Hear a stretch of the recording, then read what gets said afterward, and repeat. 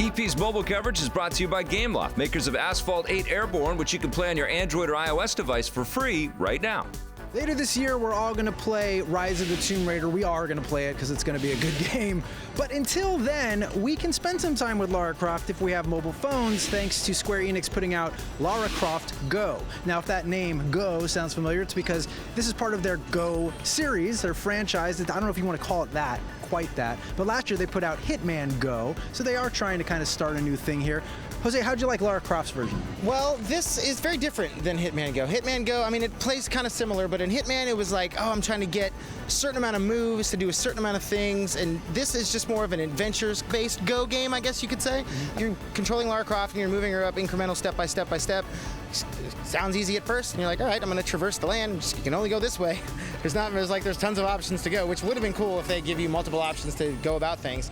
And then they start introducing enemies, and you start introducing different weapons and spears, and you're like jumping across enemies, and you can only attack enemies from the side or behind, or else they'll whoosh, strike out at you, bite you, eat you, you'll fall off a cliff, spiders will jump on you. Yep, all that's true. But you know what? I did have a little bit more fun, I think, than I did Hitman. I felt like Hitman had a little bit more stress attached to it, because I'm like, damn, I'm only supposed to do this in a certain amount of moves and get to this thing. This is just like, all right, I have some more time to like strategically think about things. And well, they stripped out all of the sort of level requirements that were in the Hitman moleskin Go. notebooks. Yeah, so there, you have 5 moleskin notebooks to traverse through. That's all you go through.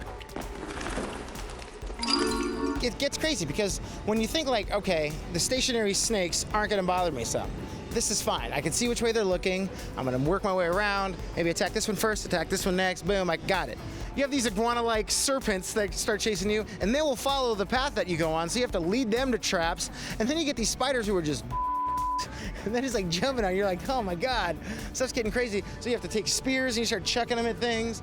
It gets intense. It does. There's a lot of not being able to like move as you want. Yeah, I mean, there's a lot of moving platforms. You have to figure out how to manipulate them, and when you move, and when you don't move, and when you stop. So there's a lot of trial and error you're going to find on some of the later levels. Oh yeah. But I really had a good time with this, and I think you're right. The fact that they remove those level requirements means it's less stressful, and you can breeze through the adventure a little more and see more of the game. You have to see it too, because there are hidden objects throughout the game. So there's like pieces of like talisman you need to find, or there's jewels that you can find that if you collect all of them, you'll end up unlocking different outfits for Lara Croft. And who doesn't love looking at Lara Croft in a Hitman outfit? You have to actually buy that.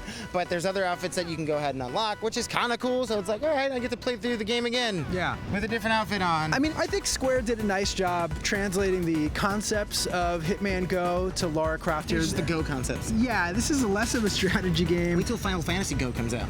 I would play that. I like these Go games. Deus Ex Go. I think it's fun. I did kind of wish that they had kept the board game feel. That was one thing I really liked about Hitman Go. Little pieces? Yeah, I kind of wish Lara was like a little figure, the same way that the Agent 47 was like a little shiny, looked like a little action figure. It's very Age of, or the Temple of Osiris sort of style, you know, that top-down isometric view. Yeah. That's what it kind of feels Well, they specifically don't say Tomb Raider. I think they don't want to say Tomb Raider when it's just Lara, and they don't want to brand it an official part of the Tomb Raider canon. Even though you are raiding tombs. And that's maybe also why they have a giant, like, flying serpent who's chasing you half the time. Is it a serpent, or is it a giant Komodo dragon? It could be a giant chameleon, Jose. I don't know what the it is, but it's scary. Luckily, the game isn't terrifying, Ben, and that's why I'm giving Lara Croft Go 8 out of 10. I'm giving it an 8 out of 10 as well. Go! Go! Play this game. Go! Even if you're scared of monitor lizards. Go!